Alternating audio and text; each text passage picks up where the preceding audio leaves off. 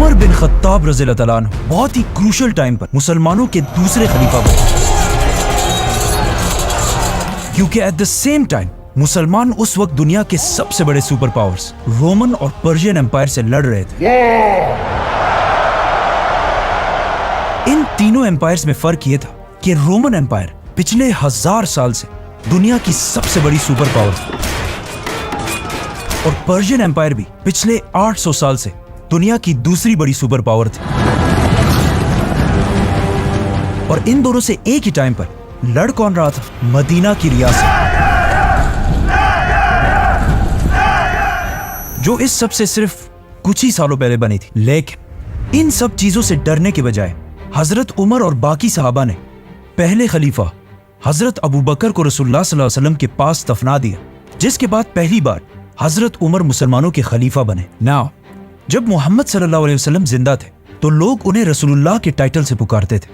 لیکن ان کی وفات کے بعد لوگ کنفیوز ہو گئے کہ اب ابو بکر رضی اللہ تعالیٰ عنہ کے لیے کون سا ٹائٹل یوز کیا جائے۔ تو حضرت ابو بکر رضی اللہ تعالیٰ عنہ نے اپنے لیے بادشاہ، سیزر اور کسرا جیسے ٹائٹلز چھوڑ کر خلیفہ کا نام چوز کیا،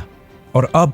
حضرت ابو بکر کے بعد حضرت عمر نے اپنے لیے امیر المومنین کا ٹائٹل چوز کیا۔ جب حضرت عمر رضی اللہ تعالیٰ عنہ خلیفہ بنے تو مسلمانوں کی ایک فوج خالد بن ولید کی لیڈرشپ میں رومن امپائر میں لڑ رہی تھی، اور ایک دوسری چھوٹی فوج پرشین امپائر میں تھی۔ لیکن حضرت عمر کو رومن امپائر کی فوج سے زیادہ پرشین امپائر کی فوج کی فکر تھی، کیونکہ وہاں خالد بن ولید جیسا جنرل موجود نہیں تھا۔ خلیفہ بننے کے بعد جب انہوں نے دیکھا کہ پورے عرب سے لوگ ان کے ہاتھ پر بیعت کرنے کے لیے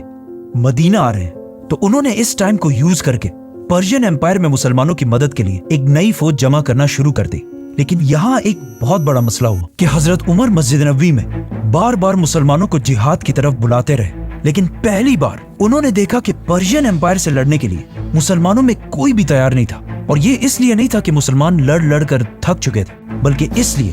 کیونکہ انہیں پتا تھا کہ خالد بن ولید پرشین امپائر میں نہیں بلکہ رومن امپائر میں، اور ان کے بغیر کوئی بھی جنگ جیتنا امپاسبل ہے۔ یہ دیکھ کر حضرت عمر سمجھ گئے کہ اب جو یہ نئے مسلمان ہیں ان کا یقین اور ٹرسٹ اللہ کی بجائے خالد بن ولید کے ساتھ زیادہ اٹیچڈ، جو مسلمانوں کی اس امپائر کے لیے بہت بڑا مسئلہ تھا۔ 3 دنوں کے بعد حضرت عمر نے ایک دن بہت سخت غصے کے ساتھ سپیچ کی، تو ان میں سے ایک مسلمان ابو عبید، جو صحابی بھی نہیں تھے، کھڑے ہوئے اور کہا میں جہاد کے لیے تیار ہوں، جس کے بعد آہستہ آہستہ اور بھی لوگ آگے آنے لگے۔ تو حضرت عمر رضی اللہ تعالیٰ عنہ نے 1000 کی فوج بنائی اور اس کا لیڈر ابو عبید کو بنا کر پرشین امپائر کی طرف روانہ کیا۔ لیکن یہ ایک بہت بڑا رسک تھا، کیونکہ اگر یہ فوج پرشین امپائر سے ہار جاتی تو اس کے بعد خالد بن ولید کے بغیر مسلمان کبھی جنگ نہیں لڑتے، اور ایسا ہی ہوا۔ یہ فوج پرشین امپائر میں بہت ہی بری طرح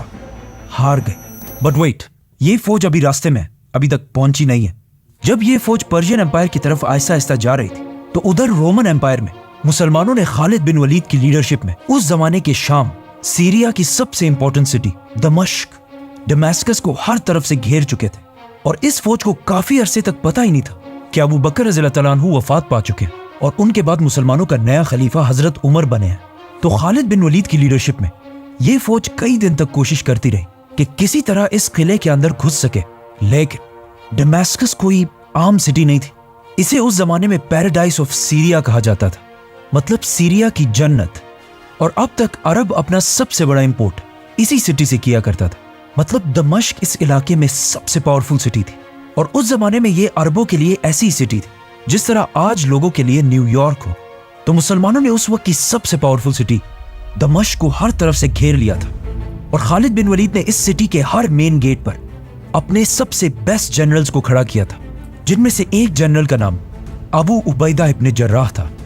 آخر بہت کوشش کرنے کے بعد بھی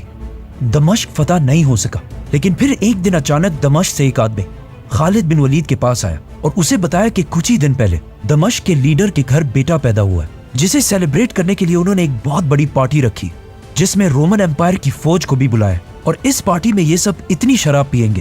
کہ کوئی بھی اپنے ہوش و حواس میں نہیں رہے گا۔ تو خالد بن ولید نے اسی رات مسلمانوں کے ایک گروپ کو اس گیٹ کے سامنے کھڑا کر دیا، اور پھر خود صرف کچھ اور مسلمانوں کے ساتھ بالکل خاموشی سے دمشق کی دیوار پر چڑھ کر اندر گھس گئے اور مسلمانوں کے لیے اندر سے گیٹ کھول دی، اور اس طرح مسلمانوں کی فوج کا ایک سمندر قلعے کے اندر گھس گیا، اور بہت تیزی سے مسلمان ایسٹرن سائڈ سے اس قلعے کو فتح کرنے لگے۔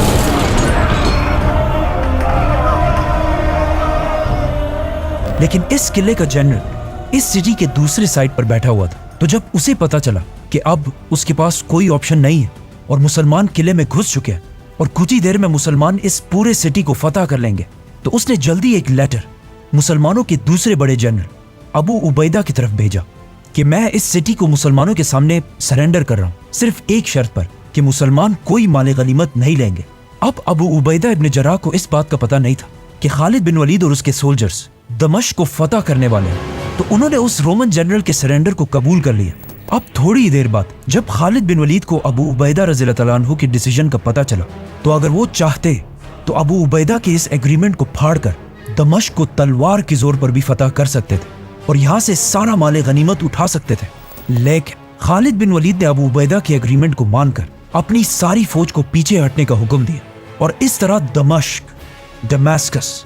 उस जमाने की सबसे ताकतवर सिटी हजरत उमर के कंट्रोल में आई। नाउ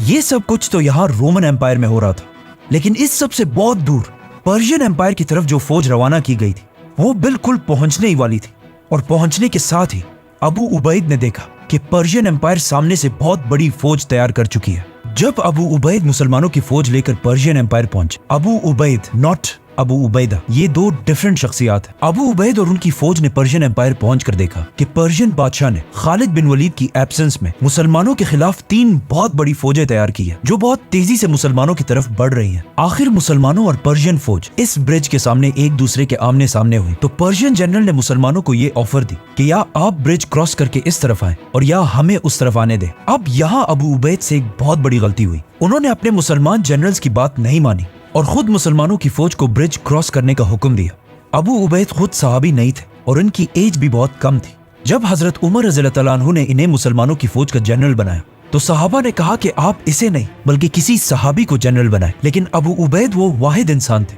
जो सबसे पहले जिहाद के लिए खड़े हुए थे, इसीलिए हजरत उमर ने इन्हें एक ऐसी फौज का कमांडर बनाया जिसमें इनके अंडर बहुत सारे सहाबा कराम भी थे। आखिर मुसलमानों की फौज जो ऑलमोस्ट 9000 थी, उन्होंने ब्रिज क्रॉस कर ली और जंग शुरू हुई।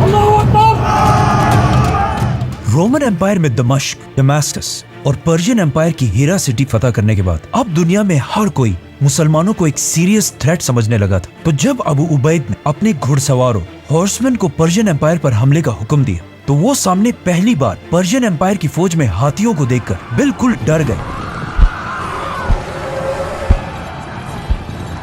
और आगे बढ़ने के बजाय पीछे भागने लगे। ये देखकर पर्शियन एम्पायर ने मुसलमानों पर हमला कर दिया और उनके हाथी बहुत सारे मुसलमानों को शहीद करने लगे। एक हाथी ने तो इवन अबू उबैद को उनके घोड़े से गिरा दिया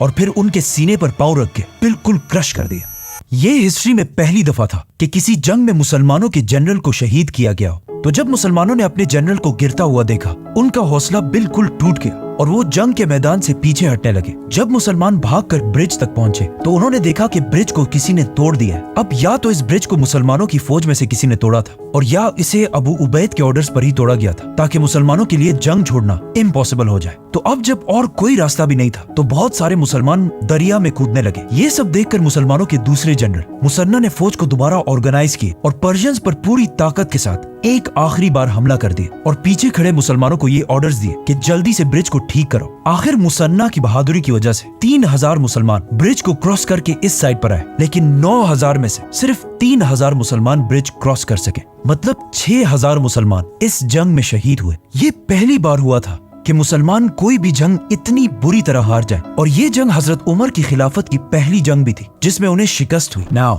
एक बार फिर मुसलमानों ने देखा कि एक तरफ खालिद बिन वलीद की लीडरशिप में उन्होंने दमिश्क जैसे अजीम सिटी को फतह कर लिया और दूसरी तरफ मुसलमान पर्शियन एम्पायर में एक आम सी जंग हार गए। जिसके बाद ये बातें पूरी एम्पायर में फैलने लगी कि इससे पहले जब खालिद बिन वलीद पर्शियन एम्पायर में थे, तो वहाँ मुसलमान हर जंग जीत रहे थे और रोमन एम्पायर में मुसलमान हार रहे थे। फिर जब खालिद बिन वलीद पर्शियन एम्पायर से रोमन एम्पायर की तरफ गए, तो रोमन एम्पायर में मुसलमान जंग जीतने लगे और पर्शियन एम्पायर में हार गए। इन सारे हालात से यंग मुसलमानों का ये माइंडसेट बनने लगा कि जंग में फतह सिर्फ सैफुल्लाह खालिद बिन वलीद की लीडरशिप में ही मिल सकती और उनके बगैर चाहे जो भी हो जंग नहीं जीत सकते। तो जब खालिद बिन वलीद मुसलमानों की फौज के जनरल होते थे, तो उनकी फौज भी फुल मोराल के साथ लड़ती थी لیکن جب خالد بن ولید نہیں ہوتے تھے تو مسلمان اس پیشن کے ساتھ جنگ نہیں لڑتے تھے. ان ساری باتوں کا مدینہ میں بیٹھے مسلمانوں کے خلیفہ حضرت عمر رضی اللہ تعالیٰ عنہ کو بہت اچھی طرح پتا تھا. تو ان سارے حالات کو کنٹرول کرنے انہوں نے ایک بہت ہی سخت ڈیسیژن لی کہ اب ٹائم آ گیا ہے کہ مسلمانوں کے اس فوج کے عظیم جنرل خالد بن ولید کو ان کی پوزیشن سے ہٹا دیا جائے اور ان کی جگہ ایک نیا آرمی چیف لگایا جائے.